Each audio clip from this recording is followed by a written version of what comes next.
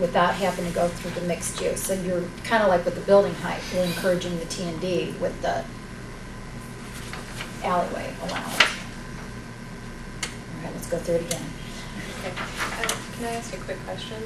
Because I have written on here, unfortunately, that we liked Olathe's lot sizes and then we liked the Summit's lot sizes. Did Just Olathe's lot sizes. Yeah, Olathe, because we wanted to give them the flexibility that it could be reduced. I'm sorry, I was incorrect. I think it was, we're going to keep The 9,000? the 9,000 square foot for duplexes, okay, you just remember, But and- then the reduction. and then have the reduction, Okay. possibility of reduction, 8,000. Why not have 9,500 and encourage it, and then it could be reduced to 8,000? The reason I figured that out, where it says RP2 may be reduced to 8,000 square feet. And the difference is that the 9,500 square feet for duplex is in their R2 district, which is different from their RP2. RP2 is like a PUD. It's a planned two-family residential thing. Gotcha. So because there's additional flexibility in the RP, that's why it says it may be reduced down to 8,000, and why it's only 9,500 in the R2. So we could say 4,500 square feet per unit may be reduced to 8,000 square feet. You could, as long as we kind of did an RP kind of thing, a PUD flexibility type thing. We can put that kind of language. Like Yeah, but maybe but I'm seeing reduced. what Mr. Holly's saying. If we do that, then we're kind of mixing the PUD with the zoning, which we don't want to do that. But, or, The next step I would see is RP, PUD. Somebody will come in and say, gee, the RP doesn't quite work for me, so I think I'll do the RP zoning, and I think I'll throw a PUD on top of it. Well, certainly. are these other communities, are they with RPs, are they doing away with PUD, or are They they? are. Yeah. The RP It's is just- a residential Is the- planned is it- unit development, they're just calling it RP Yep. such and such. But in essence, it's the P that gives you the flexibility, Right. it's P. So would it be, if we did everything in compliance, because we pretty much liked everything in Lee Summit except the side yard. That was the only one with it and the open space. The open space and the side yard, we liked Olathe. Would that turn it into a PUD and make it too complicated, or just allow a little more flexibility in the open space requirements? Basically, what you're saying is they don't have to have as much active open spaces in the Lee Summit ordinance. And all we're really talking about is open space increases to get reduction.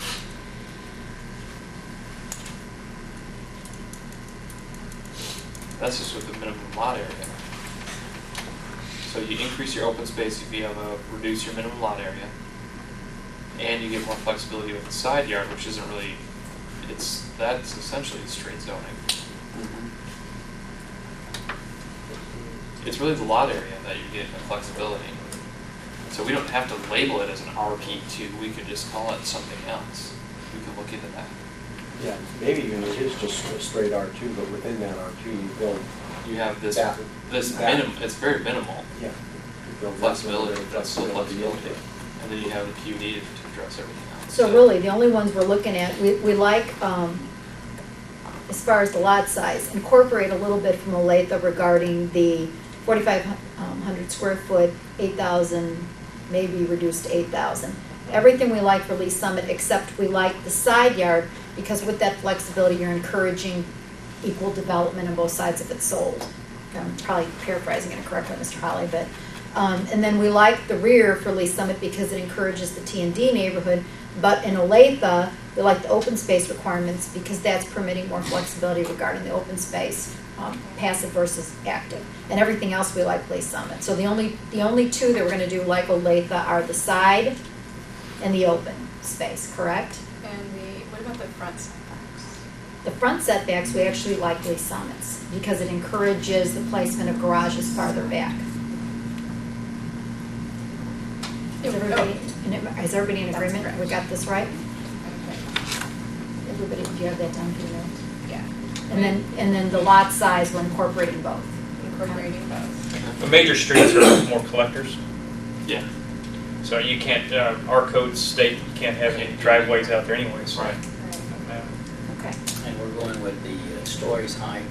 The story height. Summit, then 40 feet. Right, story. and that encourages the traditional neighborhood design. And they could actually, with the alleyway, for the rear setback, and with the building height, you could actually come in with a TND with the straight zoning. Right. Okay, is everybody in agreement on that? So with the rear setback in general, you just like the summit, We like period. the summit, Okay. period. Okay. For all of it. Do you want to read that back just to make sure we got it correct? Okay, sure. No units per acre. Right. I like the lot sizes. No, no. Mhm. 9,000 square feet reduced to 8,000 is basically taking lease limits and then allowing a reduction down to 8,000. That's what I did, I put an arrow, so lease summit 9,000 square feet duplex, may be reduced to 8,000 Right, for so a kind lake of, bed. right, so kind of. Okay. Okay, that's what I put an arrow there. Lease summit for stories and height, setbacks, side setbacks of lake bed. Parking lease summit, the street width. Go back, front What setbacks. front setback? Front setbacks, Lee Summit. I have front setbacks, lease summit down here, building structure, which is not high density, Right. but it's also not low. So go more into, RP4. yeah, go into. Okay, so what would go into the low density multifamily? Low density multifamily would just be, say, your garden apartments, Fourplexes. your patio homes. Fourplexes, that fit into the. She said RP. fourplexes would be for I median. think, wouldn't Well, you? if it's just fourplexes, and again, that's where And RMF it- 14 forces it to be low density because you have 35-foot setback in the front. You have 40% maximum coverage. You have, 3,000 square feet per unit. You have these smaller footprints, bigger setbacks. It is kind of putting everything in a box, literally or figuratively, with MF 14. Whereas these other ones make it more of a,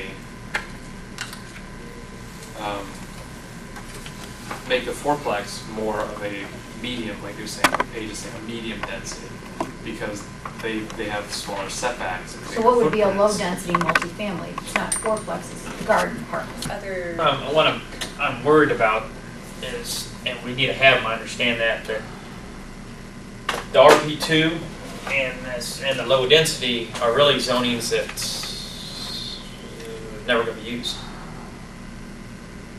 Everything, it's going to be mixed use or higher density, correct?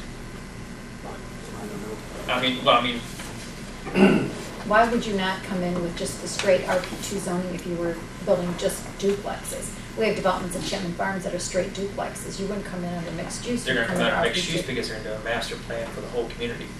That way, when they calculate out their open space, they can bring that open space in different areas. No, they can't, because under the new quality standards, the open space will have to be per lot. It won't be able to be used overall. Right, I'm saying right now, this is what we do. That's what they do, but then under the new policy, they'll have to have open space for each development. So there would be no reason You're to still come gonna- in under mixed use. But if I went to a mixed use PUD, then, I mean, what, well, I guess with the difference. not to mention it'll be easier for us to bring them all in at once. It'll be cheaper for us to bring them all in at once with the fees, with the city and all that. I mean, that's the easiest form for us to go, is instead of getting things passed through the city on each development, do a master plan, mixed use, all at once. Isn't that a good thing though, because. That's a great thing. That's what we want. Then we've got a master plan. This would be more for possibly, I'm looking at, a reason why you'd have RP2 would be, we have situations where somebody comes in with just 2 acres to develop. Right. And that wouldn't be a case where you would need to have a big overall plan. But Right. what you're saying is having a master plan with the mixed use, that's something we want Yes, developers to do. yes. So I just we want to make want- sure that we're going to have, I mean, we have here a planned residential mixed use that we're looking at, Lee Summit, and then one for a low density, just low density. I want to make sure that we have a section of mixed use. I think one important thing to remember too, that if we were to change this, we would be going into more like an RP, and that P means planned, which increases that flexibility, Right. which can potentially allow mixing of uses, even in there, even if it just doesn't say it. Because again, we're just looking at, these are just the guidelines from other cities, and we're looking at what we like and what we don't like out of it, and we don't necessarily have to do it precisely like they have. So, but as long as that P is kind of that critical factor there, as long as there's a P in there, that's where you get that added flexibility. Right. So potentially somebody would still want to use an RP2 or a low density under these kinds of guidelines. In my mind, Michael, if you were to bring in a development similar to what you said, even on a smaller scale, and you were to bring in 7 fourplexes, and you also had some duplexes included in there, and maybe you had a 6-plex in there, and you had some single thing. In my mind, basically, aren't we talking about the same thing as clustering? I mean, you take your overall area, you Yeah, add up what absolutely. that density is, and whatever that density is, that's what you're going to be zoned at, and then then you're going to have to provide for the appropriate open spaces, and it'll probably be a PUD anyway. Well, that's where, at least some of the That's to the one. allow Same. you to do that with base zone.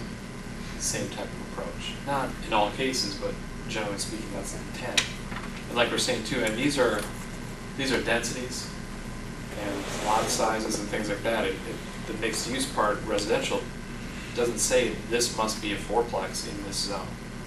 You can have you can have those duplexes in this RP3 because you have different sizes of lots and things like that. It still meets all these other setbacks. And I guess I had a Yeah. question, because Dr. Braz had a question.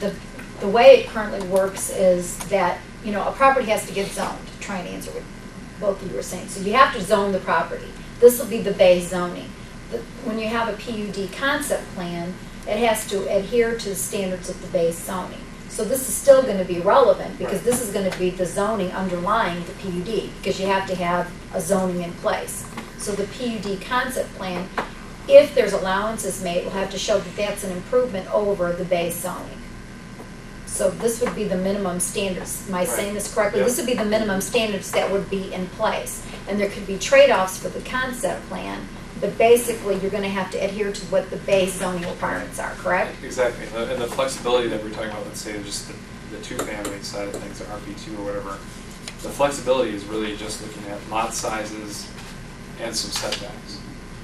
And if that's all you need flexibility on, then the PUD may not be necessary. You could still go through straight Or zoning, you straight wouldn't have to zoning, go through but if you're looking concept. at clustering, if you're looking at differences in density, then you're not meeting those minimum square footages per unit because you clustered things differently and just that and the other thing. Then you're looking at more the PUD on top of this.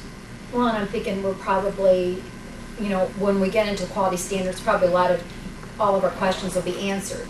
Because when the quality standards are incorporated, then you have less need for a PUD, Right, correct? exactly. So we're Design kind of, right now, guidelines. we're just talking about zoning, Right. but we're gonna get more into the quality design standards, which is gonna help probably alleviate a lot of the needs for the PUD, but we're not there yet. But- And I agree, that's kind of where our PUDs then come into with flexibility, and everything's kind of, wheel and deal at planning commission or something like that is you don't have the design guidelines to start from.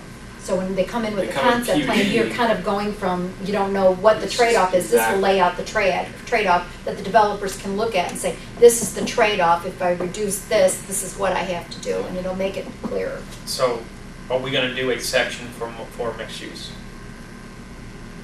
Mixed-use residential, not mixed-use Just commercial. mixed use residential. Well, I think that's what Lee Summit was trying to do with this RP3. You could do straight, or you could do Because all that's of the not just- same, or yeah. you could mix use it. You have that option with the RP3. You could build all 4-plexes in this, or you could build 4-plex, well, it's low density, probably RP4 if you're gonna throw apartments in. Well, I guess I'm classifying by what I'm reading here. It says Olathe has low density multifamily, and then at least Summit has mixed use. I guess what I'm trying to achieve is we need to give it the flexibility with mixed use, I guess. But we could still call it low density. Okay. If you're allowing 10 units per acre, or 12 units per acre, Right. it would be low density multifamily. But what if you had apartments in there too? as long as you meet the criteria for that, then